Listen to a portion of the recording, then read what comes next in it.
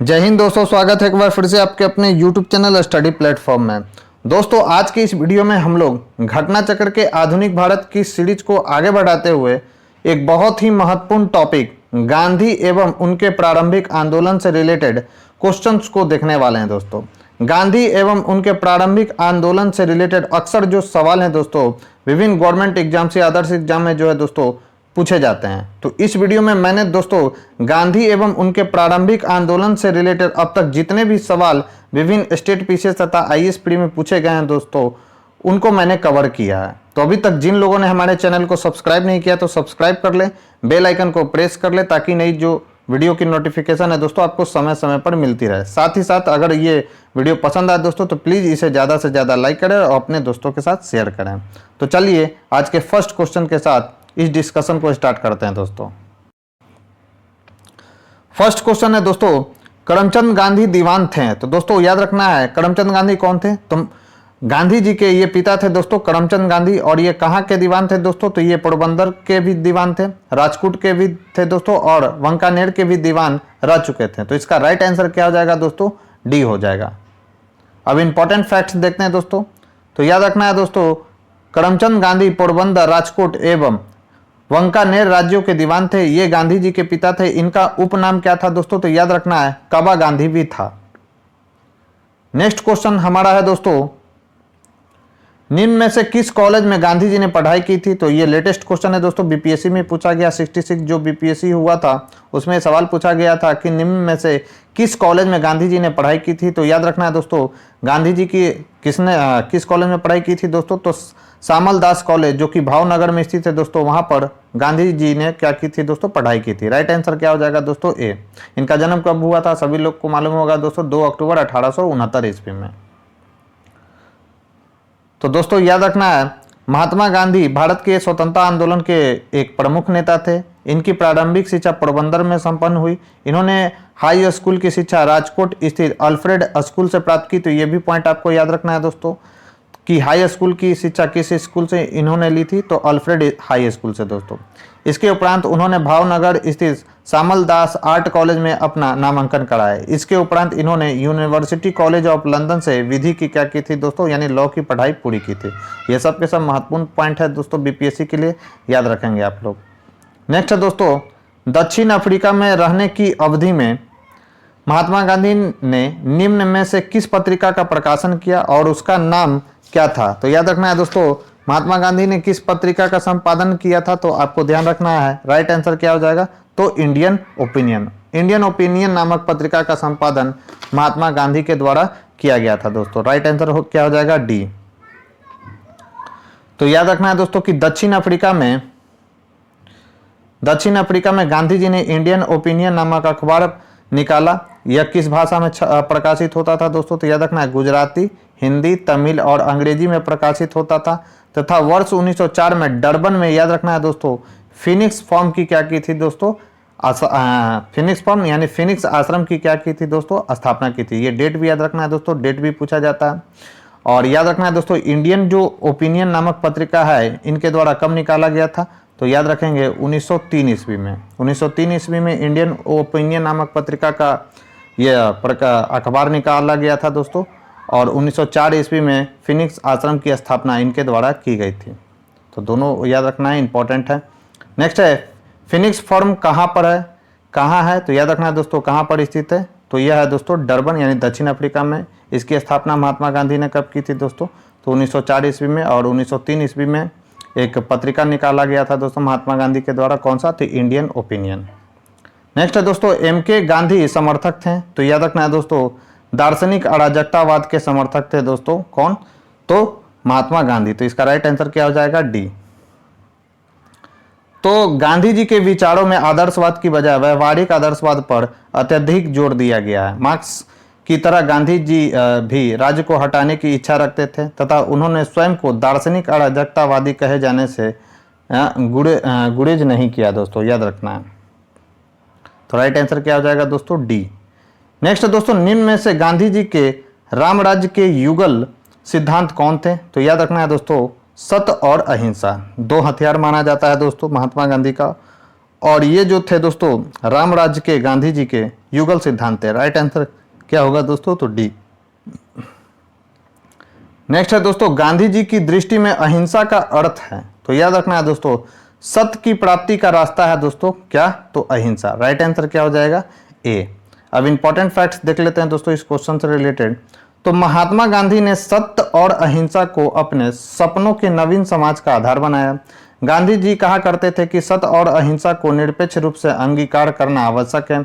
अहिंसा मेरे धर्म का सिद्धांत है, वही मेरे कर्म का अंतिम सिद्धांत है। दोस्तों याद रखना है, सत्याग्रही का अनिवार्य कर्तव्य है कि वह अहिंसा द्वारा सत्य का साक्षात्कार करने का क्या करें दोस्तों?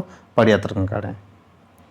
नेक्स्ट क्वेश्चन है दोस्तों, गांधी के संदर्भ में निम्न में से कौन सा सही है? तो याद रखना है दोस्तों, समाजवादियों में एक व्यक्तिवादी और समाजवादियों में एक मार्क्सवादी, ये जो कथन है दोस्तों गांधी जी के बारे में बिल्कुल सही है। राइट आंसर क्या हो जाएगा दोस्तों? तो डी। अब महत्वपूर्ण तथ्य देख लेते हैं दोस्तों इस क्वेश्चन से रिलेटेड। तो गांधी जी के राज्य संबंधी विचारों को व्यवहारिक दृष्टिकोण से व्यक्तिवादी कहा जा सकता है। गांधी जी एक सच्चे समाजवादी भी थे, वे व्यक्ति के हित के साथ साथ समाज के हित का ध्यान रखते थे। गांधी जी ने लुई फिशर से स्वयं कहा, याद रखना है, मैं सच्चा समाजवादी हूं, मेरे समाजवाद का अर्थ सर्वोदय है। याद रखना है दोस्तों, गांधी जी के समाजवाद में मार्क्सवाद की भी झलक मिलती है। गांधी जी स्वयं कहते थे कि मैं उसी समस्या को सुलझाने में लगा हूं जो कि वैज्ञानिक समाजवाद के सामने है। अतः गांधी जी को समाजवादियों में एक व्यक्तिवादी और समाजवादियों में एक मार्क्सवादी कहा जा सकता है। नेक्स्ट है दोस्तों, गांधी की सत्याग्रह रणनीति में निम्नलिखित में से किसे सबसे अंतिम स्थान प्राप्त है? तो याद रखना है दोस्तों, किसे सबसे अंतिम स्थान प्राप्त है? तो हड़ताल को जो है दोस्तों सबसे अंतिम स्थान प्राप्त है। राइट आंसर क्या हो जाएगा? डी। नेक्स्ट है दोस्तों, गांधी जी के सिद्धांत के अनुसार निम्न में से कौन सा कथन सही नहीं है? तो सत्याग्रही का उद्देश्य शत्रु को पराजित करना है, यही सही नहीं है दोस्तों, पहला ही ऑप्शन जो दिया गया है वो गलत है। सत्याग्रही का शस्त्र अहिंसा, यह सही है। सत्याग्रही को अपने संकल्प में दृढ़ विश्वास होना चाहिए, यह भी बात सही है दोस्तों। और सत्याग्रही को विरोधियों के प्रति द्वेष भाव नहीं रखना चाहिए, तो यह भी सही है। तो आपसे गलत पूछा जा रहा था दोस्तों, तो इसका राइट आंसर क्या होगा? तो ए होगा। तो दोस्तों याद रखना है आपको कि गांधी जी के सत्याग्रह सिद्धांत में सत्याग्रही का उद्देश्य शत्रु को पराजित करना नहीं है, बल्कि उसका हृदय परिवर्तन करके उसे अपने अनुकूल बनाना है दोस्तों। नेक्स्ट है, गांधी जी के अनुसार हिंसा का क्रूरतम रूप है। तो याद रखना है दोस्तों, हिंसा का क्रूरतम रूप कौन सा है दोस्तों? तो गरीबी का अस्थायित्व। काफ़ी ज़्यादा महत्वपूर्ण सवाल है दोस्तों, याद रखेंगे। अगर बीपीएससी का एग्जाम देने जा रहे हो तो आपसे पूछ सकता है कि गांधी जी के अनुसार हिंसा का क्रूरतम रूप क्या है, क्योंकि रिपीटेड सवाल भी पूछे जाते हैं दोस्तों बीपीएससी में। तो याद रखना है दोस्तों, गरीबी का अस्थायित्व। तो गांधी जी ने कहा था कि गरीबी का अस्थायित्व हिंसा का क्रूरतम रूप है, यानी poverty is the worst form of क्या दोस्तों? तो वायलेंस। नेक्स्ट है, गांधी जी ने परिवार नियोजन हेतु क्या तरीका बताया? तो याद रखना है दोस्तों, गांधी जी ने परिवार नियोजन हेतु क्या तरीका बताया था? तो आत्मनियंत्रण, यानी सेल्फ कंट्रोल जो है दोस्तों गांधी जी के द्वारा परिवार नियोजन के लिए बताया गया था। राइट आंसर हो जाएगा ए। तो गांधी जी ने परिवार नियोजन हेतु सर्वोत्तम उपाय आत्मनियंत्रण बताया था दोस्तों। नेक्स्ट दोस्तों, गांधी जी दक्षिण अफ्रीका में कितने वर्ष रहे थे? तो याद रखना है दोस्तों, गांधी जी दक्षिण अफ्रीका में लगभग 21 वर्षों तक रहे थे दोस्तों। राइट आंसर क्या हो जाएगा? तो बी। कब गए थे? तो 1893 ईस्वी में। तो ये भी पॉइंट आपको ध्यान में रखना है। तो याद रखना है दोस्तों आपको कि गांधी जी अफ्रीका में लगभग 21 वर्ष रहे थे। गांधी जी 24 वर्ष की उम्र में 1893 ईस्वी में एक गुजराती व्यापारी, उनका नाम याद रखना है, दादा अब्दुल्ला का मुकदमा लड़ने के लिए दक्षिण अफ्रीका यानी डरबन गए थे दोस्तों, जगह है दक्षिण अफ्रीका में। वे जनवरी 1915 में भारत लौटे थे दोस्तों। नेक्स्ट है दोस्तों, महात्मा गांधी दक्षिण अफ्रीका से भारत किस वर्ष लौटे थे? तो 1915 ईस्वी में लौटे थे दोस्तों, और 1 साल तक भ्रमण किए थे। और 1916 ईस्वी में जो है दोस्तों लखनऊ अधिवेशन में उन्होंने भाग लिया था। और इसी अधिवेशन में जो है दोस्तों बिहार के किसान नेता थे राजकुमार शुक्ल, उनसे ये राजकुमार शुक्ल गांधी जी से इनकी मुलाकात हुई थी। और चंपारण की किसानों की दुर्दशा से गांधी जी को इन्हीं ने अवगत कराया था दोस्तों। और 1917 ईस्वी में चंपारण सत्याग्रह हुआ था दोस्तों, याद रखेंगे। गांधी जी के नेतृत्व में, और सफल सत्याग्रह इसको माना जाता है दोस्तों। नेक्स्ट है, दक्षिण अफ्रीका के किस रेलवे स्टेशन पर गांधी जी को ट्रेन से फेंका गया था? याद रखना है दोस्तों, काफी महत्वपूर्ण सवाल है। स्टेशन का नाम है दोस्तों पीटरमारिट्सबर्ग स्टेशन। राइट आंसर क्या हो जाएगा? बी। और वर्तमान में इस स्टेशन का नाम बदलकर महात्मा गांधी के नाम पर रख दिया गया है दोस्तों, तो ये भी पॉइंट आपको ध्यान में रखना है। तो दोस्तों, दक्षिण अफ्रीका प्रवास के दौरान महात्मा गांधी को नस्लीय भेदभाव का सामना करना पड़ा था। एक बार ट्रेन में प्रथम श्रेणी का पास होते हुए भी उन्हें समान बोगी में स्थानांतरित किया गया, जिसका उन्होंने प्रतिरोध किया, जिसके फलस्वरूप उन्हें पीटरमारिट्सबर्ग रेलवे स्टेशन पर ट्रेन से फेंक दिया गया था दोस्तों, याद रखेंगे। और याद रखना है दोस्तों, एक पॉइंट और भी महत्वपूर्ण है कि 1907 ईस्वी में पहली बार सत्याग्रह का प्रयोग कहाँ पर किया गया था दोस्तों? तो दक्षिण अफ्रीका में ही किया गया था गांधी जी के द्वारा। याद रखेंगे कि पहली बार सत्याग्रह का प्रयोग महात्मा गांधी के द्वारा कहाँ पर किया गया था? तो दक्षिण अफ्रीका में कब किया गया था दोस्तों? 1907 ईस्वी में। बढ़ते अपने नेक्स्ट क्वेश्चन की ओर। नेक्स्ट क्वेश्चन है दोस्तों, एम.के. गांधी ने निम्नलिखित भारतीय राष्ट्रीय कांग्रेस के अधिवेशन में से किस एक में सर्वप्रथम भाग लिया था? सर्वप्रथम शब्द का जिक्र है दोस्तों, तो याद रखना है सर्वप्रथम उन्होंने कांग्रेस के किस अधिवेशन में भाग लिया था? तो वो लखनऊ अधिवेशन नहीं था दोस्तों, जिसकी अध्यक्षता ए.सी. मजूमदार यानी अंबिका चरण मजूमदार ने की थी। सर्वप्रथम अगर पूछा जाए दोस्तों तो उन्होंने भाग लिया था 1901 के कलकत्ता अधिवेशन में। राइट आंसर क्या हो जाएगा? बी होगा दोस्तों। नेक्स्ट है, भारत के स्वतंत्रता आंदोलन के दौरान महात्मा गांधी द्वारा स्थापित साबरमती आश्रम नगर के बाहर स्थित है, तो किस नदी? तो अहमदाबाद नगर के बाहर जो है स्थित है दोस्तों साबरमती आश्रम। कब किया गया था स्थापना दोस्तों? तो याद रखेंगे दोस्तों 1915 ईस्वी में। तो महात्मा गांधी ने वर्ष 1915 में अहमदाबाद के कोचरब क्षेत्र में सत्याग्रह आश्रम की स्थापना की। यह आश्रम विभिन्न आर्थिक गतिविधियों के संचालन की सुविधा के दृष्टि से 17 जून 1917 को साबरमती नदी के किनारे स्थानांतरित कर दिया गया। नेक्स्ट है, महात्मा गांधी ने अहमदाबाद के निकट साबरमती के किनारे एक आश्रम बनाया। इसे क्या कहा गया है दोस्तों? तो याद रखना है, इसे सत्याग्रह आश्रम कहा जाता है। तो राइट आंसर क्या हो जाएगा? सी।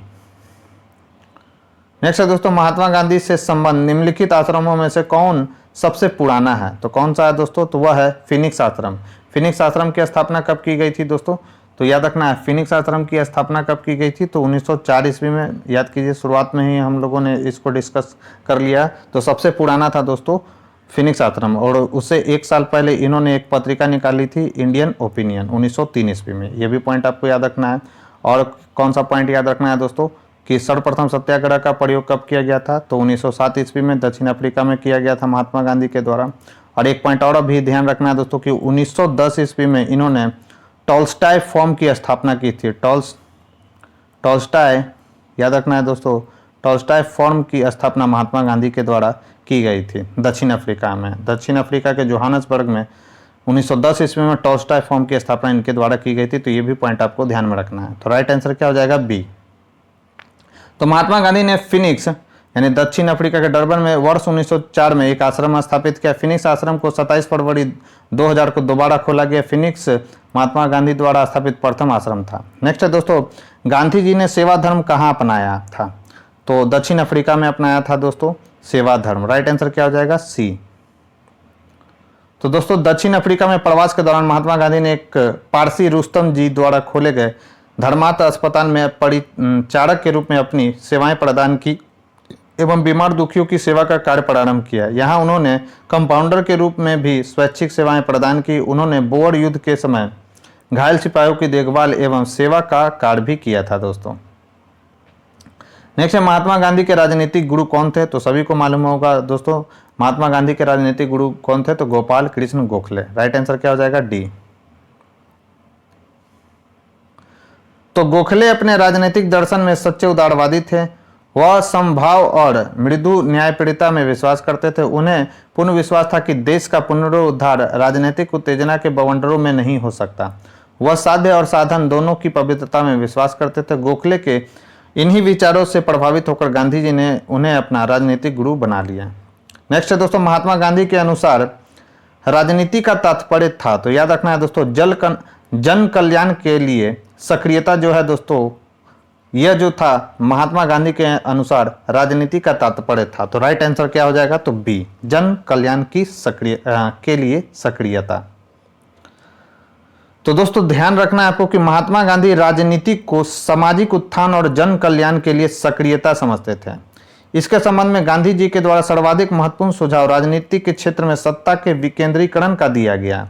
विकेंद्रीकृत सत्ता से उनका तात्पर्य था ग्राम पंचायतों को अपने गांव का प्रबंध और प्रशासन करने के लिए सक्रिय करना। दोस्तों नेक्स्ट क्वेश्चन है दोस्तों, गांधी जी ने राजनीति का जो प्रतिमान प्रस्तुत किया है निम्न में से कौन सी विशेषता उसमें नहीं है। तो याद रखना है दोस्तों, उसमें नैतिकता है, धर्म है और मानवता भी है। उसमें सत्ता का कोई रोल नहीं है दोस्तों। तो राइट आंसर क्या हो जाएगा, तो डी।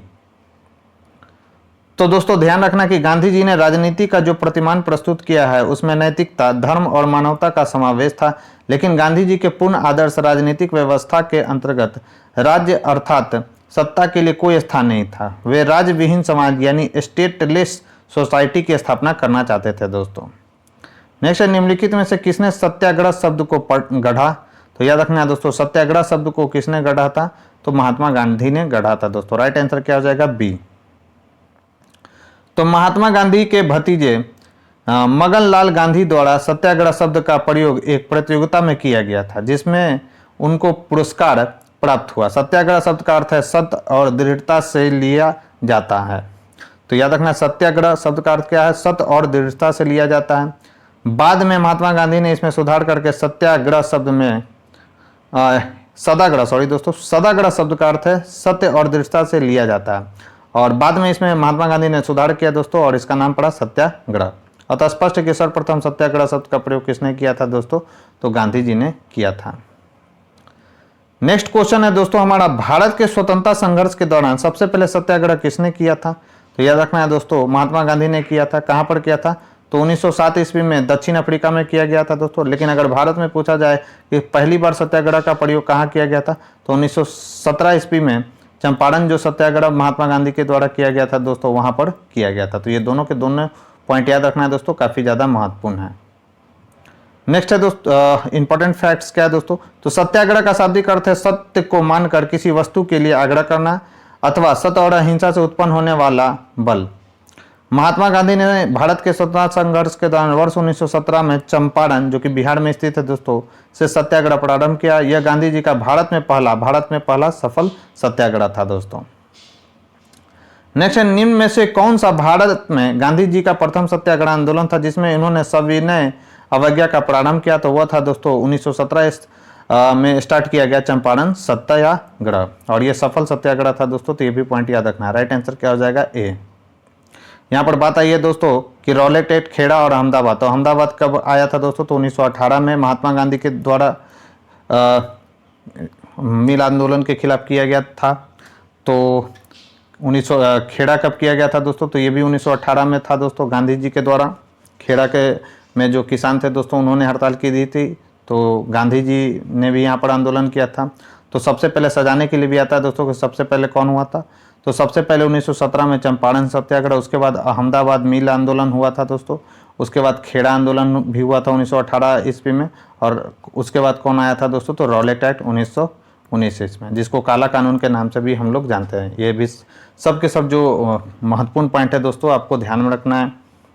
अब इस क्वेश्चन से रिलेटेड महत्वपूर्ण पॉइंट्स कौन कौन से दोस्तों देख लेते हैं। तो चंपारण आंदोलन 1917 में भारत में गांधी जी का प्रथम सत्याग्रह आंदोलन था जिसमें उन्होंने सविनय अवज्ञा का प्रयोग किया था। 19वीं सदी के प्रारंभ में बिहार के चंपारण में प्रचलित 3 कठिया पद्धति के विरोध स्वरूप इस सत्याग्रह का प्रारंभ किया गया था। चंपारण सत्याग्रह के उपरांत गांधी जी ने इसका प्रयोग वर्ष 1918 में अहमदाबाद की कॉटन मिल मालिकों और मजदूरों में प्लेग बोनस को लेकर छिड़े विवाद में हस्तक्षेप कर दिया। वर्ष 1912 में ही गुजरात में खेड़ा के किसानों की नष्ट हुई फसलों के बावजूद ब्रिटिश सरकार द्वारा लगान में छूट न देने के कारण महात्मा गांधी ने खेड़ा सत्याग्रह का प्रारंभ किया। ध्यातव्य है कि महात्मा गांधी द्वारा रॉलेट एक्ट सत्याग्रह का प्रारंभ 1919 में ब्रिटिश सरकार द्वारा पारित रॉलेट एक्ट के विरोध में किया गया था दोस्तों। नेक्स्ट, निम्नलिखित में से मोहनदास करमचंद गांधी किसके लिए सर्वाधिक जाने जाते हैं। तो याद रखना दोस्तों, भारतीय स्वतंत्रता को प्राप्त करने के लिए निष्क्रिय विरोध करने के लिए जो है दोस्तों गांधी जी को सर्वाधिक जाना जाता है। राइट आंसर क्या हो जाएगा दोस्तों, तो ए। तो दोस्तों आपको ध्यान में रखना है कि गांधी जी द्वारा दक्षिण अफ्रीका में किए गए संघर्षों को निष्क्रिय प्रतिरोध नाम दिया गया है, परंतु बाद में गांधी जी ने निष्क्रिय प्रतिरोध के स्थान पर सत्याग्रह शब्द चुना। भारतीय स्वतंत्रता को प्राप्त करने के लिए इसका सर्वाधिक प्रयोग किया गया। हालांकि गांधी जी ने सत्याग्रह और निष्क्रिय प्रतिरोध में अंतर किया। निष्क्रिय प्रतिरोध एक राजनीतिक अस्त्र है, जबकि सत्याग्रह एक नैतिक शक्ति है। दोस्तों गांधी जी के अनुसार सत्याग्रह निष्क्रिय प्रतिरोध से इतना भिन्न है जितना दक्षिणी ध्रुव उत्तरी ध्रुव से। नेक्स्ट, निम्नलिखित में से किसने कहा था विदेशी वस्त्रों की बर्बादी ही उसके साथ सर्वोत्तम व्यवहार है? तो यह कहा गया था दोस्तों महात्मा गांधी के द्वारा। राइट आंसर क्या हो जाएगा, बी। तो महात्मा गांधी ने विदेशी वस्त्रों को नष्ट करने को राष्ट्र के आत्मसम्मान से जोड़ते हुए कहा था कि विदेशी वस्त्रों की बर्बादी ही जो है दोस्तों उसके साथ सर्वोत्तम व्यवहार है। नेक्स्ट है दोस्तों, ब्रिटिश निर्मित उत्पादों का गांधी का बहिष्कार प्रभावी हुआ क्योंकि ब्रिटेन भारत को एक बड़ा तो निर्मित वस्तुओं का बाजार समझता था। दोस्तों राइट आंसर क्या हो जाएगा, डी। तो यहाँ पूछा गया कि ब्रिटिश निर्मित उत्पादों का गांधी का बहिष्कार प्रभावी हुआ क्योंकि ब्रिटेन भारत को क्या समझता था दोस्तों, तो एक बहुत बड़ा निर्मित वस्तुओं का बाजार समझता था। राइट आंसर हो जाएगा सी। कि इंपॉर्टेंट फैक्ट्स क्या है, तो ब्रिटिश निर्मित उत्पादों का गांधी का बहिष्कार प्रभावी हुआ क्योंकि ब्रिटेन भारत को एक बड़ा निर्मित वस्तुओं का क्या समझता था दोस्तों, तो बाजार समझता था। नेक्स्ट है दोस्तों, जैसा कि मैंने आपको बताया था कि महात्मा गांधी के राजनीतिक जीवन की निम्नलिखित घटनाओं का कालक्रम क्या है? तो सबसे पहले 1917 में कौन सा हुआ था दोस्तों, तो चंपारण सत्याग्रह किया गया था। फिर 1918 में जो है दोस्तों अहमदाबाद मिल आंदोलन किया गया था। फिर खेड़ा किसान आंदोलन 1918 में किया गया था और 1920 ईस्वी में जो है दोस्तों असहयोग आंदोलन को स्टार्ट किया गया था। तो लाइन से सजा हुआ है दोस्तों, तो राइट आंसर हो जाएगा 1 2 3 4 यानी बी आंसर हो जाएगा दोस्तों।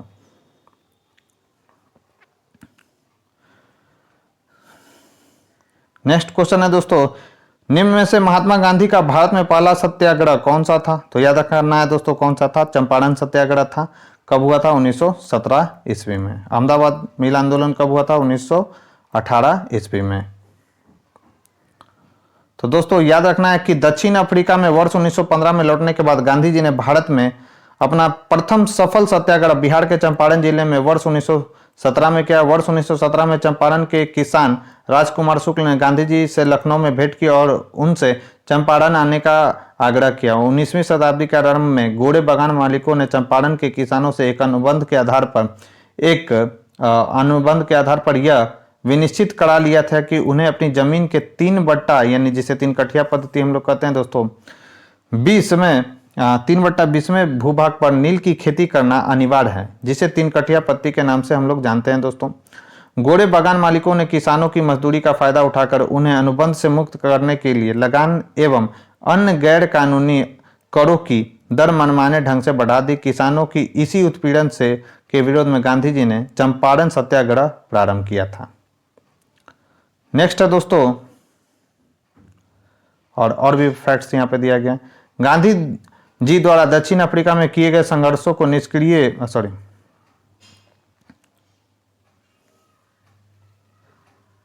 और यहां पर फैक्ट दिया गया दोस्तों कि मोहनदास करमचंद गांधी का जो सत्याग्रह प्रारंभ किया यहां पर, सॉरी दोस्तों। नेक्स्ट क्वेश्चन है दोस्तों कि निम्नलिखित कथनों में से कौन गांधी जी के बारे में सही है? उन्होंने अपने प्रारंभिक शिक्षा राजकोट से प्रारंभ की थी, तो यह गांधी जी के विषय में सही है दोस्तों। प्रारंभिक जो शिक्षा दीक्षा उनकी हुई थी वह राजकोट में ही हुई थी। राइट आंसर क्या हो जाएगा? ए, मतलब ऑप्शन ए सही है, सॉरी राइट आंसर नहीं। कस्तूरबा के साथ उनका जो विवाह हुआ था दोस्तों 13 वर्ष की आयु में हुआ था, यह भी बात सही है दोस्तों। उन्होंने विधि का अध्ययन द इनर टेम्पल लंदन में किया था, तो विधि की शिक्षा यानी लॉ की पढ़ाई उन्होंने लंदन जाकर की थी दोस्तों। वे रस्किन की पुस्तक अनटू दिस लॉस्ट से सर्वाधिक प्रभावित थे, तो ये भी बात बिल्कुल सही है दोस्तों। तो चारों के चारों जो कथन है दोस्तों बिल्कुल सही है, तो इसका राइट आंसर क्या हो जाएगा? डी, यानी 1 2 3 4 दोस्तों। राइट आंसर क्या हो जाएगा? डी। हम महत्वपूर्ण पॉइंट क्या है दोस्तों इस क्वेश्चन से रिलेटेड देख लेते हैं। तो मोहनदास करमचंद गांधी का जो जन्म हुआ था दोस्तों 2 अक्टूबर 1869 को गुजरात के पोरबंदर नामक स्थान पर हुआ था। उनकी प्रारंभिक शिक्षा राजकोट में हुई। महात्मा गांधी का अल्पायु यानी 13 वर्ष में ही कस्तूरबा गांधी के साथ विवाह हुआ था। उन्होंने द इनर टेम्पल लंदन से बैरिस्ट्री का प्रशिक्षण लिया। महात्मा गांधी रस्किन की पुस्तक अनटू दिस लॉस्ट से सर्वाधिक प्रभावित हुए थे दोस्तों। नेक्स्ट है, गांधी जी ने कहा था कि उनकी कुछ सबसे गहन धारणाएं अनटू दिस लॉस्ट नामक पुस्तक में प्रतिबंधित होती है और इस पुस्तक में उनके जीवन को बदल डाला। यह इस पुस्तक का वह संदेश क्या था जिसने महात्मा गांधी को बदल डाला था?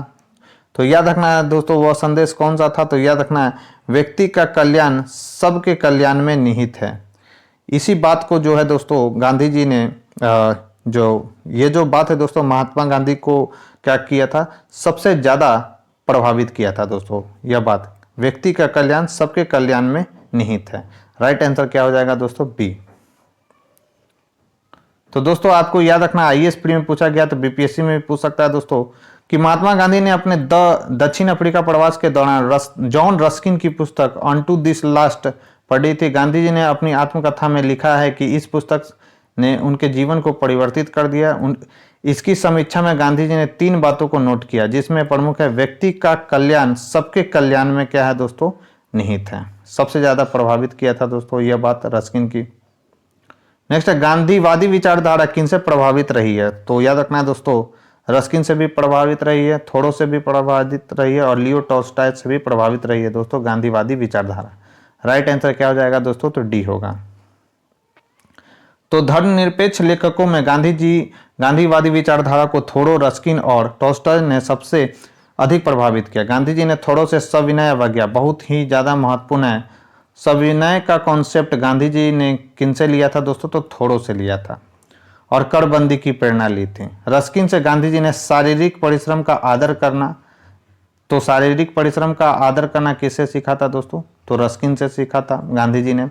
टॉल्स्टॉय के प्रसिद्ध वाक्य ईश्वर का राज्य तुम्हारे भीतर है से गांधी जी काफी प्रभावित हुए और यह उनके अहिंसक असहयोग का आधार बना। तो अहिंसा किनसे ग्रहण किया था दोस्तों उन्होंने? तो टॉल्स्टॉय से, लियो टॉल्स्टॉय से उन्होंने ग्रहण किया है। ये सभी के सभी महत्वपूर्ण फैक्ट्स है दोस्तों। 4-5 VVI लगा लीजिए। इससे रिलेटेड जो सवाल है दोस्तों आपको देखने को जरूर मिलेंगे किसी न किसी गवर्नमेंट एग्जाम में। नेक्स्ट क्वेश्चन है दोस्तों, निम्न में से किस आंदोलन से गांधी जी संबंधित नहीं थे? तो याद रखना है दोस्तों, किस आंदोलन? स्वदेशी आंदोलन से जो है दोस्तों गांधी जी संबंधित नहीं थे। स्वदेशी आंदोलन कब चलाया गया था? जब 1905 ईस्वी में बंगाल को विभाजित कर दिया गया था दोस्तों लॉर्ड कर्जन के द्वारा। तो उसके बाद जो आंदोलन चलाया गया था उसे हम लोग स्वदेशी आंदोलन के नाम से जानते हैं। जबकि खिलाफत आंदोलन, व्यक्तिगत सत्याग्रह और भारत छोड़ो आंदोलन महात्मा गांधी से संबंधित आंदोलन रहा है दोस्तों। तो ये जो मैंने बताया। नेक्स्ट है, निम्नलिखित सत्याग्रहों में से किसका नेतृत्व महात्मा गांधी ने नहीं किया था? तो याद रखेंगे दोस्तों, किसका नेतृत्व महात्मा गांधी के द्वारा नहीं किया गया था? तो बारदौली सत्याग्रह का जो नेतृत्व है दोस्तों महात्मा गांधी के द्वारा नहीं किया गया था। यह किसके द्वारा? बाकी भारत छोड़ो आंदोलन जो कि 1942 ईस्वी में हुआ था, सविनय अवज्ञा आंदोलन और खेड़ा आंदोलन, यह जो है दोस्तों महात्मा गांधी के द्वारा किया गया था। तो बारदौली सत्याग्रह का प्रयोग मतलब आंदोलन किसके द्वारा चलाया गया था दोस्तों? तो सरदार वल्लभ भाई पटेल के द्वारा चलाया गया था। तो गांधी जी ने खेड़ा सत्याग्रह 1918, सविनय अवज्ञा आंदोलन 1930 और भारत छोड़ो आंदोलन 1942 का नेतृत्व किया। जबकि बारदौली सत्याग्रह जो कि 1928 ईस्वी में हुआ था दोस्तों गांधी जी ने नहीं किया था, बल्कि किसने किया था? तो सरदार वल्लभ भाई पटेल ने किया था। नेक्स्ट है, निम्न कथनों में से गांधी के संदर्भ में कौन सही है? तो दोस्तों याद रखना है, जाति विहीन अछूतों की दशा में सुधार के लिए कठोर संघर्ष किया, सही है। असहयोग आंदोलन को शुरू किया, सही है। सविनय अवज्ञा आंदोलन को शुरू किया 1930 में, यह भी सही है दोस्तों। तो इसका राइट आंसर क्या हो जाएगा दोस्तों? तो डी, सभी सही है। तो गांधी जी ने जाति विहीन अछूतों की दशा में सुधार के लिए कठोर संघर्ष किया। गांधी जी कहते थे कि हरिजन सेवा मेरा जीवन श्वास है, इसलिए इसके बिना मैं एक क्षण भी जिंदा नहीं रह सकता। गांधी जी ने असहयोग आंदोलन तथा सविनय आंदोलन को प्रारंभ किया, अतः उपर्युक्त सभी विकल्प सही है। नेक्स्ट क्वेश्चन है दोस्तों, महात्मा गांधी को सर्वप्रथम राष्ट्रपिता किसने कहा था? तो याद रखना है दोस्तों, सुभाष चंद्र बोस ने सर्वप्रथम महात्मा गांधी को राष्ट्रपिता कहा था दोस्तों। तो राइट आंसर क्या हो जाएगा? तो इसका राइट आंसर हो जाएगा दोस्तों डी। अगर पूछा जाए दोस्तों कि महात्मा महात्मा गांधी को बापू किसने कहा था? तो याद रखना है दोस्तों, बापू किनके द्वारा कहा गया था? तो जवाहरलाल नेहरू के द्वारा कहा गया था दोस्तों इनको बापू। अगर पूछा जाए कि इनको महात्मा का टाइटल किसने दिया था दोस्तों, तो याद रखना है रविंद्रनाथ टैगोर ने दिया था इनको क्या दोस्तों? तो महात्मा का टाइटल। याद रखेंगे, ये सभी के सभी जो है महत्वपूर्ण फैक्ट्स है दोस्तों, याद रखना है आपको। तो दोस्तों नेक्स्ट क्वेश्चन है दोस्तों, गांधी के नाम के पहले महात्मा जोड़ा गया, तो कब जोड़ा गया था दोस्तों? तो चंपारण सत्याग्रह के दौरान जो है दोस्तों जोड़ा गया था। और यह किसके द्वारा दिया गया था? तो अभी मैंने बताया रविन्द्रनाथ टैगोर के द्वारा दिया गया था। राइट आंसर क्या हो जाएगा? ए। नेक्स्ट, निम्नलिखित में से किसने महात्मा गांधी को सर्वप्रथम महात्मा के तौर पर संबोधित किया था? तो वो कौन थे दोस्तों? जवाहरलाल नेहरू। बापू किन्होंने कहा था दोस्तों? सॉरी, वे कौन थे दोस्तों? तो रविन्द्रनाथ टैगोर थे। जवाहरलाल नेहरू ने उन्हें क्या कहा था? बापू कहा था। याद रखना है दोस्तों। और भी याद रखना है दोस्तों, सर्वोदय का अग्रदूत किन्ने ने महात्मा गांधी को किसने कहा था? तो याद रखना है दोस्तों, नाम जानते होंगे आप लोग, रामधारी सिंह दिनकर ने कहा था। ये भी पॉइंट याद रखना है। और पूछा जाए दोस्तों कि मलंग बाबा इनको किसने कहा था दोस्तों? तो खान अब्दुल गफार खान ने इनको कहा था दोस्तों मलंग बाबा। तो ये सभी के सभी महत्वपूर्ण पॉइंट्स है दोस्तों, जिसे आपको ध्यान में रखना है। अर्धनंगा फकीर किसने कहा था? आपको मालूम होगा, विंस्टन चर्चिल ने कहा था दोस्तों महात्मा गांधी को अर्धनंगा फकीर। नेक्स्ट है, नोआखली काल में महात्मा गांधी के सचिव कौन थे? इंपॉर्टेंट है, नोआखली काल में महात्मा गांधी के सचिव कौन थे दोस्तों?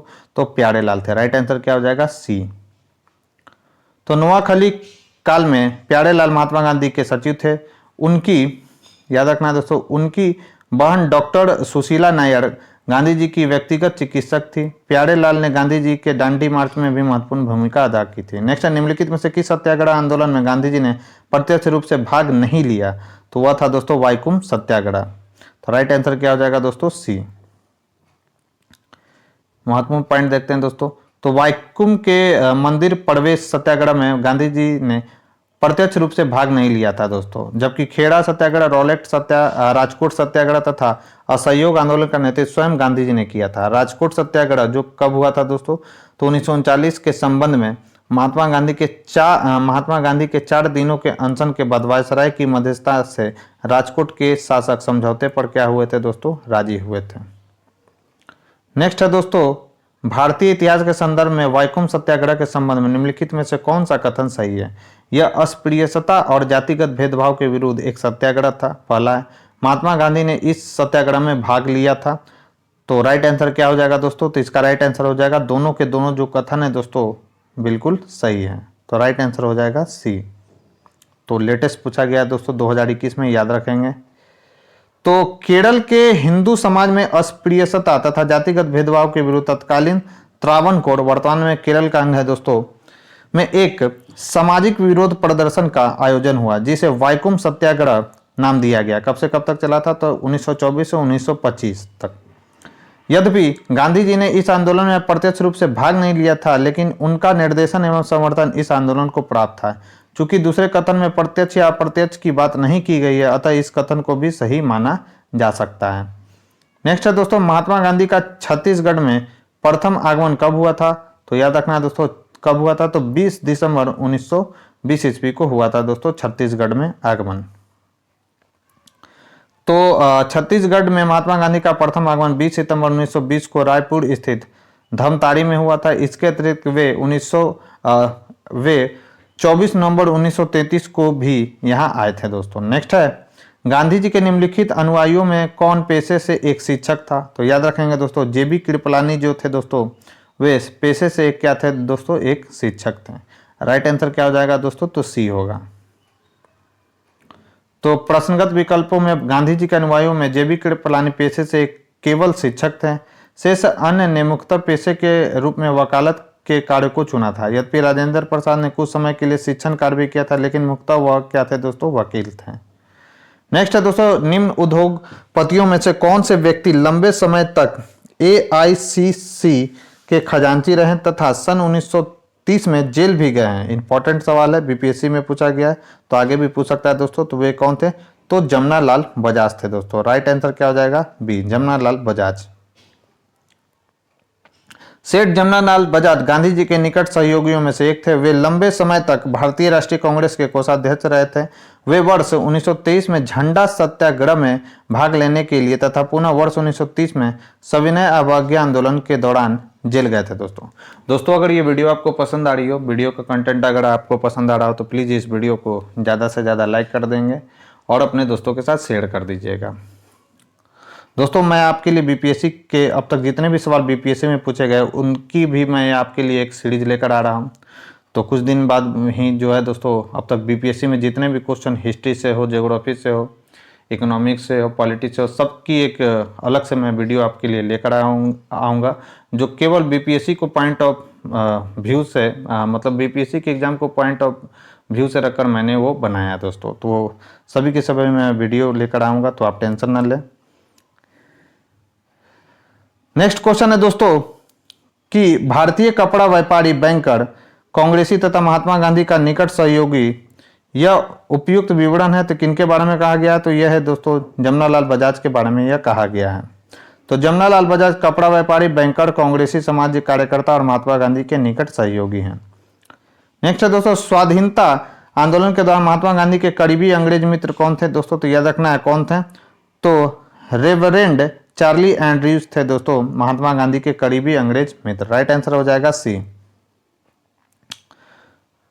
तो चार्ल्स एंड्रूज, जिन्हें Dinabandhu Andrews Saint Stephen College Delhi में प्राध्यापक थे, भारतीयों से इनका गहरा लगाव था और वे हर तरह से भारतीय बनना चाहते थे। रविन्द्रनाथ टैगोर, गोपाल कृष्ण गोखले तथा महात्मा गांधी से इनके घनिष्ठ संबंध थे। ये दक्षिण अफ्रीका के फिनिक्स फार्म में गांधी जी के साथ रहे थे। गांधी जी ने ही गरीबों के प्रति इनकी निरंतर चिंता को देखते हुए इन्हें दीनबंधु की उपाधि से सम्मानित किया था दोस्तों। तो इंपॉर्टेंट है, याद रखेंगे दोस्तों। एंड्रयूज वर्ष 1925 और 1927 में ऑल इंडिया ट्रेड यूनियन के अध्यक्ष भी रहे हैं दोस्तों, तो ये भी पॉइंट याद रखना है। गोलमेज सम्मेलन में भाग लेने के लिए वे गांधी जी के साथ एक सहयोगी के रूप में क्या गए थे दोस्तों? तो लंदन गए थे। तो सभी के सभी महत्वपूर्ण फैक्ट्स है दोस्तों, याद रखना है। नेक्स्ट है दोस्तों निम्नलिखित में से किस कारागार को गांधी जी ने मंदिर का नाम दिया था? तो कौन सा था दोस्तों? तो वह था यड़वदा। यड़वदा कारागार को गांधी जी ने मंदिर का नाम दिया था। राइट आंसर हो जाएगा बी। तो दोस्तों याद रखना है कि यड़वदा कारागार महाराष्ट्र के पुणे जिले में स्थित है दोस्तों। में गांधी जी को वर्ष 1930 में बंदी के रूप में भेजा गया था। यहां से गांधी जी साबरमती के आश्रम वासियों को प्रत्येक सप्ताह पत्र के रूप में अपने संदेश भेजा करते थे। यड़वदा जेल में गांधी जी ने अपने अनुभवों एवं आध्यात्मिक प्रगति की समीक्षा करते हुए यड़वदा कारागार को मंदिर की संज्ञा दी थी दोस्तों। नेक्स्ट है दोस्तों भारत की स्वाधीनता के समय महात्मा गांधी क्या थे? तो कांग्रेस के सदस्य नहीं थे दोस्तों। याद रखना है महात्मा गांधी कभी भी कांग्रेस के सदस्य नहीं थे दोस्तों। बस उन्होंने 1924 ईस्वी में कांग्रेस का जो बेलगांव अधिवेशन हुआ था दोस्तों, इसकी अध्यक्षता किनके द्वारा की गई थी? तो महात्मा गांधी के द्वारा की गई थी। तो इंपॉर्टेंट है महात्मा गांधी से रिलेटेड कांग्रेस का यह अधिवेशन, जिसे आपको ध्यान में रखना है। तो दोस्तों याद रखना है कि भारत की स्वाधीनता के समय गांधी जी कांग्रेस के सदस्य नहीं थे। वर्ष 1934 में गांधी जी ने कांग्रेस से इस्तीफा दे दिया था, याद रखना है। तथा फिर वे स्वाधीनता के समय आपसे पूछा जा रहा है यानी आज़ादी के समय, तो उन्होंने 1934 में कब इस्तीफा दिया था? तो ये डेट भी याद रखना है दोस्तों, 1934 में। तथा वे फिर कांग्रेस के औपचारिक रूप से सदस्य नहीं बने, तथापि राजनीतिक परिदृश्यों पर उनका शक्तिशाली मार्गदर्शी प्रभाव छाया रहा दोस्तों। नेक्स्ट है गांधी जी की मृत्यु पर किसने कहा था हमारे जीवन से प्रकाश चला गया? तो यह कहा गया था दोस्तों जवाहरलाल नेहरू के द्वारा। राइट आंसर हो जाएगा डी। तो दोस्तों 30 जनवरी 1948 को नाथूराम गोडसे ने गांधी जी को गोली मार दी। उनकी मृत्यु पर भारत के तत्कालीन प्रधानमंत्री पंडित जवाहरलाल नेहरू ने कहा था हमारे जीवन से प्रकाश चला गया, हमारे चतुर्दिक अंधकार ही अंधकार है, यानी चारों तरफ हमारे अंधकार ही अंधकार है। मैं नहीं समझ पा रहा हूं कि आपसे क्या कहूं और कैसे कहूं। राष्ट्रपिता जी ने हम प्यार से बापू कहते थे, हमारे बीच नहीं रहे। नेक्स्ट है गांधी जी को वन मैन बाउंड्री फोर्स कहकर किसने कहा था दोस्तों? तो याद रखना यह कहा गया था लॉर्ड माउंटबेटन के द्वारा। और आइंस्टाइन ने भी इन्हें कहा था दोस्तों, याद रखना है इनके बारे में पूछा जाता है आइंस्टाइन ने महात्मा गांधी को क्या कहा था? तो याद रखना है दोस्तों उनका स्टेटमेंट है कि आगामी पीढ़ी शायद ही यह विश्वास करे कि रक्त मांस का यह व्यक्ति भारत में जन्म लिया था। तो ये आइंस्टाइन के द्वारा कहा गया था, तो ये भी महत्वपूर्ण है, आपको ध्यान में रखना है। तो दोस्तों माउंटबेटन ने गांधी जी को वन मैन बाउंड्री फोर्स की उपाधि प्रदान की थी तथा कहा जो काम 50,000 हथियार बंद सिपाही नहीं कर सकते वह काम गांधी जी ने कर दिखाया। नेक्स्ट, निम्न में से किसने महात्मा गांधी को आदेशित किया था कि वह भारत में प्रथम वर्ष खुले कान पर मुंह बंद कर व्यतीत करें? तो यह कहा गया था दोस्तों गोपाल कृष्ण गोखले के द्वारा। राइट आंसर क्या हो जाएगा? तो डी। तो महात्मा गांधी गोपाल कृष्ण गोखले को अपना राजनीतिक गुरु मानते थे। गोपाल कृष्ण गोखले ने महात्मा गांधी को आदेशित किया था कि वे भारत में प्रथम वर्ष खुले कान के साथ लेकिन मुंह बंद कर व्यतीत करें दोस्तों। नेक्स्ट है दोस्तों राजनीतिक भारतीय राजनीति में प्रवेश के पूर्व 1 वर्ष तक देश में पर्यवेक्षक एवं विद्यार्थी के रूप में रहने की सलाह गांधी जी को किसने दी थी? तो यह दी गई थी दोस्तों गोपाल कृष्ण गोखले के द्वारा। राइट आंसर हो जाएगा सी। तो महात्मा गांधी गोपाल कृष्ण गोखले को अपना राजनीतिक गुरु मानते थे। वर्ष 1915 में अफ्रीका से भारत वापस आने के पश्चात गोपाल कृष्ण गोखले ने उन्हें 1 वर्ष तक भारत का भ्रमण करके देश की वास्तविक स्थिति से अवगत की होने की सलाह दी थी दोस्तों। नेक्स्ट है निम्नलिखित में से कौन कहा करते थे गलत साधन हमें कभी भी सही उद्देश्य तक नहीं ले जाते हैं? तो यह कहा गया था दोस्तों किनके द्वारा? तो मोहनदास करमचंद गांधी के द्वारा। राइट आंसर हो जाएगा बी। नेक्स्ट है दोस्तों निम्नलिखित में से कौन इस सिद्धांत के प्रबल समर्थक थे कि जो नैतिक दृष्टिकोण से गलत है वह राजनीतिक दृष्टिकोण से कभी भी सही नहीं हो सकता? तो यह भी कहा गया था दोस्तों महात्मा गांधी के द्वारा। राइट आंसर हो जाएगा सी। इंपॉर्टेंट फैक्ट देखते हैं। तो महात्मा गांधी राजनीति में नैतिक मूल्यों की स्थापना के प्रबल समर्थक थे। उनका मानना था कि नैतिकता विहीन राजनीति राज्य को गर्त में मिला सकती है। वे मानते थे कि जो नैतिक दृष्टिकोण से गलत है वह राजनीतिक दृष्टिकोण से कभी सही नहीं हो सकता। इसलिए गांधी जी के बारे में कहा जाता है कि वे राजनीतिज्ञों में संत थे और संतों में राजनीतिज्ञ थे। याद रखना है, पॉइंट इंपॉर्टेंट है ये पॉइंट। नेक्स्ट है गांधी जी ने अपना पहला सत्याग्रह प्रारंभ किया था, तो कहां पर किया गया था दोस्तों? तो मजदूरों को यहाँ पर तो पहला सत्याग्रह पूछा जाए दोस्तों तो 1907 में किया गया था दक्षिण अफ्रीका में, लेकिन ऑप्शन के अकॉर्डिंग देखें दोस्तों तो यहाँ पर हो जाएगा मजदूरों को कम वेतन दिए जाने के विरोध में जो है दोस्तों यहाँ पर किया गया था 1918 में जो अहमदाबाद मिल आंदोलन किया गया था। तो यहाँ पर सी में राइट आंसर हो जाएगा सी। तो गांधी जी ने सत्याग्रह का प्रथम प्रयोग वर्ष 1917 में चंपारण में किया था। इसके बाद उसका दूसरा प्रयोग उन्होंने फरवरी मार्च 1918 में अहमदाबाद की कॉटन मिल के औद्योगिक मजदूरों की कम मजदूरी के विरुद्ध संघर्ष हेतु किया। प्रस्तुत प्रश्न के अनुसार प्रश्न के उत्तर हेतु दिए गए विकल्पों में चंपारण का नाम न होने के कारण अहमदाबाद के सत्याग्रह प्रयोग को ही प्रथम सत्याग्रह के रूप में चयन किया जाएगा। अहमदाबाद में मिल मालिकों और मजदूरों में प्लेग बोनस को लेकर विवाद था दोस्तों, याद रखेंगे। गांधी जी के 3 दिन के अनशन जो कि भारत में उनकी प्रथम भूख हड़ताल थी। काफ़ी ज़्यादा महत्वपूर्ण फैक्ट्स हैं कि गांधी जी ने अपनी प्रथम भूख हड़ताल किस आंदोलन के दौरान की थी दोस्तों? तो अहमदाबाद मिल आंदोलन के दौरान उन्होंने पहली बार भूख हड़ताल की थी दोस्तों। राइट आंसर याद रखना है, काफ़ी ज़्यादा महत्वपूर्ण पॉइंट है। के बाद मिल मालिक इस मामले में मध्यस्थता के लिए तैयार हो गए और अंततः उन्हें बोनस देना पड़ा। नेक्स्ट है दोस्तों निम्न में से किस आंदोलन में महात्मा गांधी ने पहली बार भूख हड़ताल का प्रयोग हथियार के रूप में किया था? तो वह था दोस्तों 1918 ईस्वी में चलाया गया अहमदाबाद मिल आंदोलन। तो राइट आंसर क्या हो जाएगा दोस्तों? सी। नेक्स्ट है महात्मा गांधी ने भारत में अपना पहला जन भाषण कहाँ दिया था? ये भी इंपॉर्टेंट है। तो पहला जन भाषण दिया गया था दोस्तों महात्मा गांधी के द्वारा वाराणसी में। राइट आंसर हो जाएगा डी। तो महात्मा गांधी ने भारत में अपना पहला जन भाषण फरवरी 1916 में बनारस हिंदू विश्वविद्यालय के उद्घाटन अवसर पर दिया था दोस्तों। राइट आंसर क्या हो जाएगा? तो डी। तो गांधी जी नेक्स्ट क्वेश्चन है गांधी जी ने बंधुआ मजदूरों को मुक्त कराने का अभियान कहां से आरंभ किया था? तो स्टार लगा हुआ है दोस्तों, देखते हैं। तो महात्मा गांधी ने भारत में सत्याग्रह आंदोलन की शुरुआत बिहार के चंपारण से की थी। चंपारण में किसानों को 1 बीघा जमीन के 3/20 भाग पर नील की खेती हेतु अंग्रेजों द्वारा बाध्य किया जाता था। इसे 3 कठिया पद्धति कहते हैं। नील की खेती करने से इनकार करने पर अंग्रेज किसानों पर अत्याचार करते थे। इसके अतिरिक्त किसानों पर लगभग 40 प्रकार के कर थोपे गए थे। बिहार के एक किसान राजकुमार शुक्ल ने गांधी जी से मिलकर अंग्रेजों के अत्याचार से किसानों को मुक्ति दिलाने की प्रार्थना की। गांधी जी के कलकत्ता प्रवास के दौरान राजकुमार शुक्ल के साथ गांधी जी अप्रैल 1917 में चंपारण गए तथा किसानों के अंग्रेजों की बंधुआ मजदूरों से मुक्ति हेतु सत्याग्रह प्रारंभ किया। जुलाई 1917 में चंपारण एग्रीगेशन कमेटी, याद रखना है दोस्तों, इंपॉर्टेंट है कमेटी बीपीएससी के लिए, गठन किया गया। गांधी जी भी इसके सदस्य थे दोस्तों। इस कमेटी के प्रतिवेदन पर तीन कठिया प्रणाली को क्या कर दिया गया दोस्तों, तो समाप्त कर दिया गया। बढ़ते अपने नेक्स्ट क्वेश्चन की ओर। नेक्स्ट क्वेश्चन है दोस्तों, 1917-18 में अहमदाबाद में गांधी जी द्वारा चलाए गए सत्याग्रह में किसने हिस्सा लिया था, तो याद रखना है दोस्तों, मजदूरों ने हिस्सा लिया था। राइट आंसर क्या हो जाएगा, डी।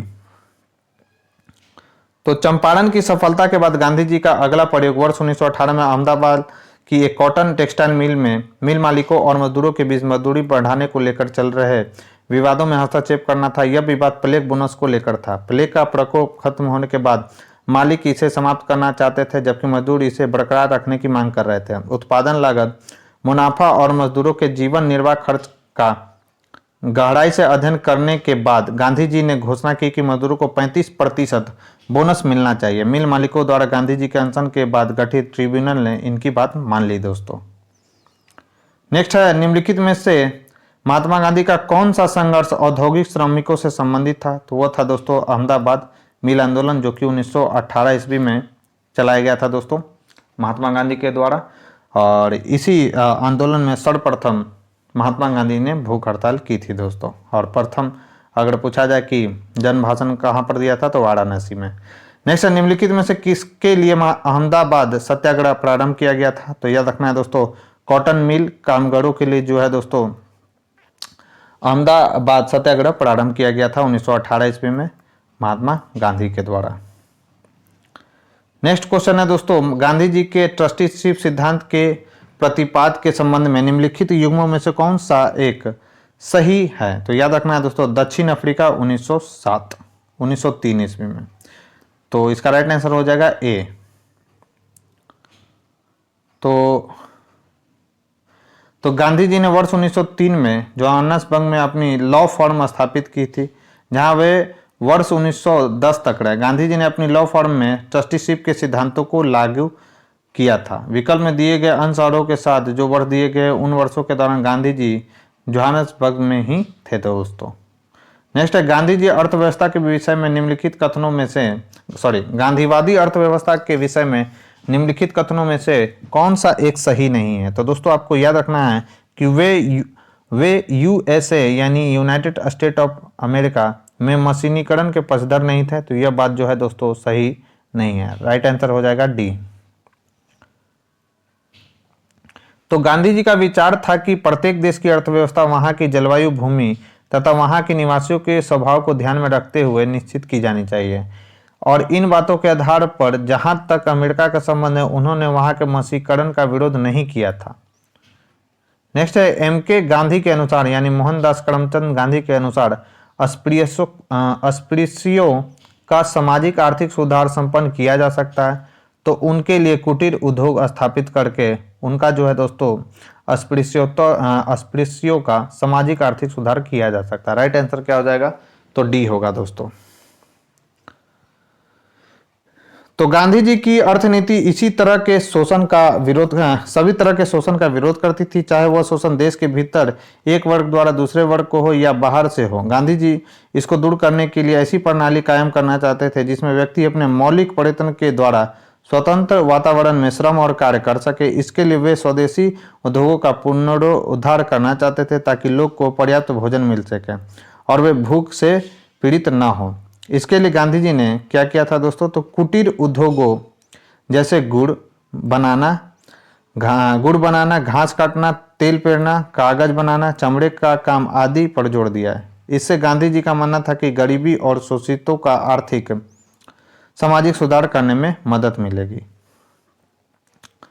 नेक्स्ट क्वेश्चन है दोस्तों, गांधी इनोवेशन यानी गांधी जी का नवाचार का तात्पर्य है। तो याद रखना है दोस्तों, कम निवेश से अधिक उत्पादन अधिक लोगों के लिए, यही है दोस्तों गांधीयन इनोवेशन का तात्पर्य। राइट आंसर हो जाएगा डी।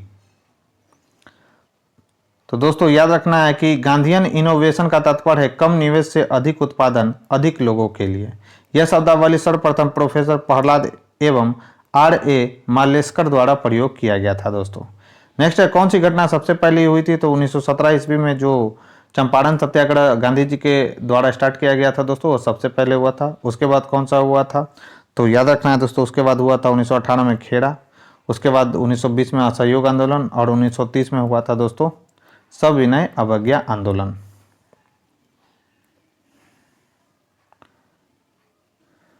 नेक्स्ट है दोस्तों, किसने यूरोपियन नील बागान मालिकों द्वारा किसानों के शोषण की तरफ गांधी जी का ध्यान आकर्षित किया था? तो वो कौन थे दोस्तों? तो राजकुमार शुक्ल थे। नेक्स्ट दोस्तों, चंपारण में इंडिगो के किसानों की दशा की ओर गांधी जी का ध्यान आकर्षित किया था? तो राजकुमार शुक्ल ने किया था दोस्तों। 1916 ईस्वी में कांग्रेस के लखनऊ अधिवेशन में ये गांधी जी से मिले थे और चंपारण के किसानों की दुर्दशा से गांधी जी को अवगत कराया था दोस्तों इन्होंने, राजकुमार शुक्ल ने। किस गांव के रहने वाले थे? तो मुरली बढ़ावा गांव के रहने वाले थे दोस्तों। बीपीएससी में सवाल ये पूछा जाता है तो याद रखेंगे। नेक्स्ट है, चंपारण में 3 कठिया प्रथा का तात्पर्य था? तो याद रखना है दोस्तों, 3/20 भूभाग पर नील की खेती करना, यही 3 कठिया पद्धति कहलाती थी दोस्तों। नेक्स्ट है दोस्तों, गांधी जी ने भारत में पहली बार सत्याग्रह आंदोलन बिहार में कहाँ प्रारंभ किया था? तो 1917 ईस्वी में चंपारण में प्रारंभ किया गया था दोस्तों, याद रखना है। नेक्स्ट है, गांधी जी का चंपारण आंदोलन था तो कैसा आंदोलन था दोस्तों? तो नील कर्मियों की समस्याओं के समाधान के लिए चलाया गया था दोस्तों 1917 ईस्वी में बिहार के चंपारण में। नेक्स्ट है, गांधी जी का चंपारण सत्याग्रह किससे जुड़ा था? तो 3 कठिया पद्धति से जुड़ा हुआ था दोस्तों। 3/20 भाग पर नील की खेती करना अनिवार्य कर दिया गया था सरकार के द्वारा, तो उसी के विरोध में 1917 में गांधी जी के द्वारा चंपारण सत्याग्रह चलाया गया था दोस्तों। नेक्स्ट क्वेश्चन है दोस्तों, चंपारण जनपद में 3 कठिया प्रथा का तात्पर्य था? तो किसानों द्वारा 3/2 भूभाग पर नील की खेती करना, राइट आंसर हो जाएगा ए। नेक्स्ट है दोस्तों, 3 कठिया कानून किस स्थान पर किसकी खेती से संबंधित है दोस्तों? तो चंपारण और नील की खेती के लिए नील की खेती से संबंधित है दोस्तों, राइट आंसर हो जाएगा सी। नेक्स्ट है, निम्नलिखित कथनों पर विचार कीजिए कि डॉक्टर राजेंद्र प्रसाद ने महात्मा गांधी को चंपारण आने तथा कृषकों की समस्या की जांच करने के लिए राजी किया। तो राइट आंसर क्या हो जाएगा? ये इसका राइट आंसर गलत, मतलब कथन एक जो है दोस्तों गलत है। क्यों गलत है? क्योंकि महात्मा गांधी को डॉक्टर राजेंद्र प्रसाद ने नहीं बल्कि किसने आग्रह की थी दोस्तों? तो राजकुमार शुक्ल ने आग्रह की थी महात्मा गांधी से। फिर है दोस्तों, चंपारण जांच में आचार्य जेबी कृपलानी महात्मा गांधी के सहयोगियों में से एक थे। तो यह बात बिल्कुल परफेक्ट है दोस्तों। तो केवल सही पूछा जा रहा था, तो सही कौन सा है दोस्तों? तो केवल 2। तो महात्मा गांधी को चंपारण आने तथा कृषकों की समस्या की जांच करने के लिए पंडित राजकुमार शुक्ल ने राजी किया था तथा चंपारण समस्या की जांच में गांधी जी के सहयोगियों में आचार्य जेबी कृपलानी के साथ doctor Rajendra Prasad, Mahadev Desai, CF Andrews, doctor Anugrah Narayan Sinha, Raj Kishore प्रसाद, HS पोलाक इत्यादि शामिल थे दोस्तों। नेक्स्ट क्वेश्चन है, चंपारण संघर्ष में निम्नलिखित में से किन्होंने महात्मा गांधी का साथ दिया था? तो कौन थे दोस्तों? तो राजेंद्र प्रसाद और अनुग्रह नारायण सिन्हा, राइट आंसर क्या हो जाएगा? सी। नेक्स्ट क्वेश्चन है दोस्तों, निम्नलिखित में से कौन महात्मा गांधी के चंपारण सत्याग्रह से संबंध नहीं है? तो याद रखना है दोस्तों कौन नहीं थे, संबंध है दोस्तों। तो राजकुमार जो शुक्ल हैं दोस्तों महात्मा गांधी के चंपारण आंदोलन से संबंधित है, राइट आंसर हो जाएगा डी।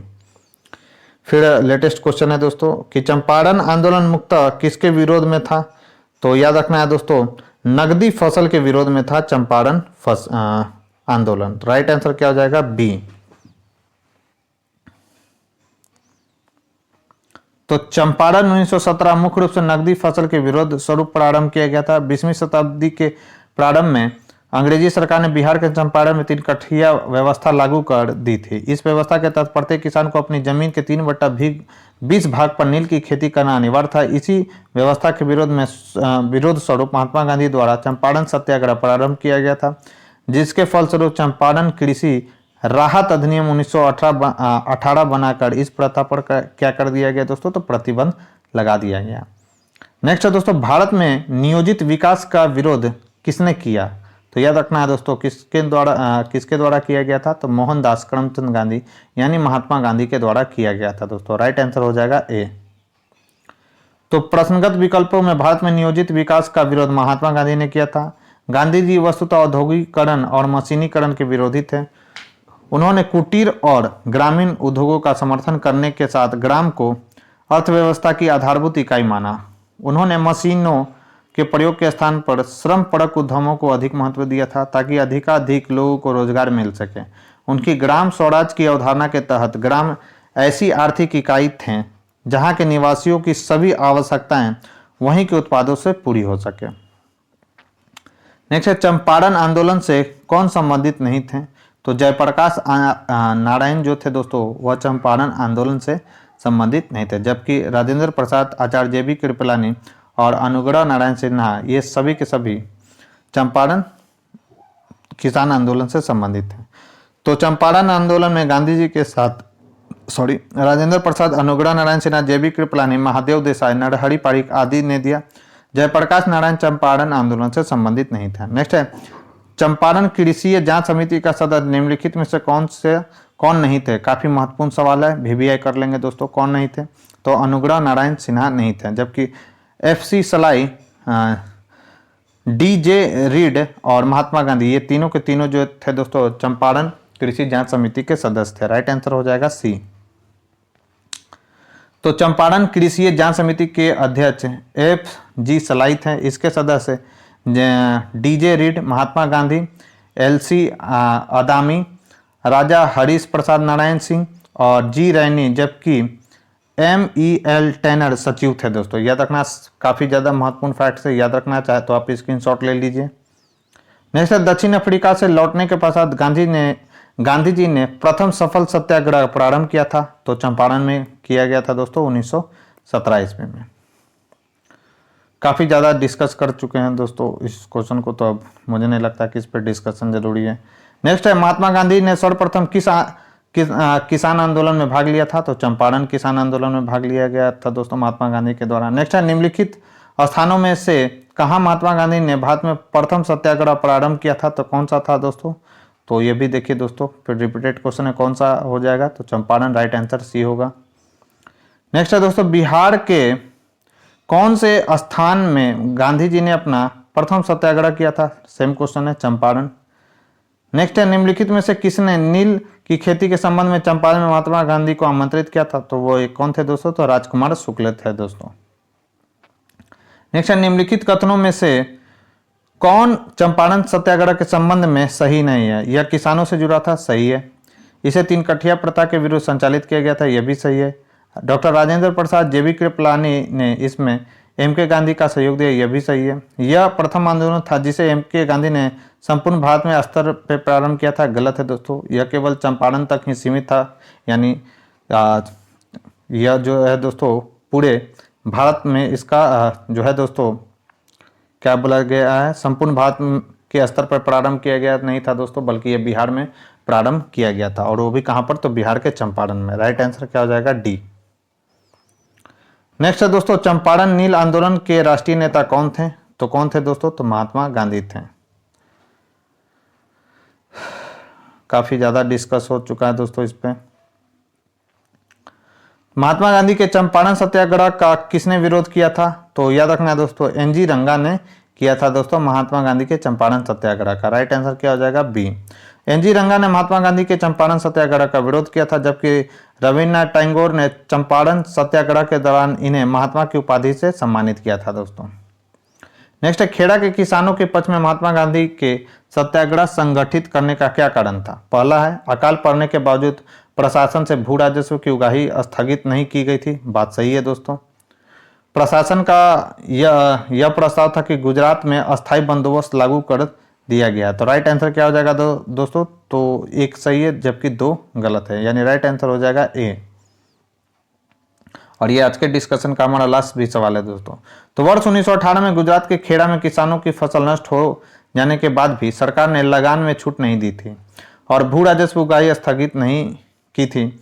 इसी मुद्दे पर महात्मा गांधी ने खेड़ा के किसानों के पक्ष में सत्याग्रह संगठित किया था।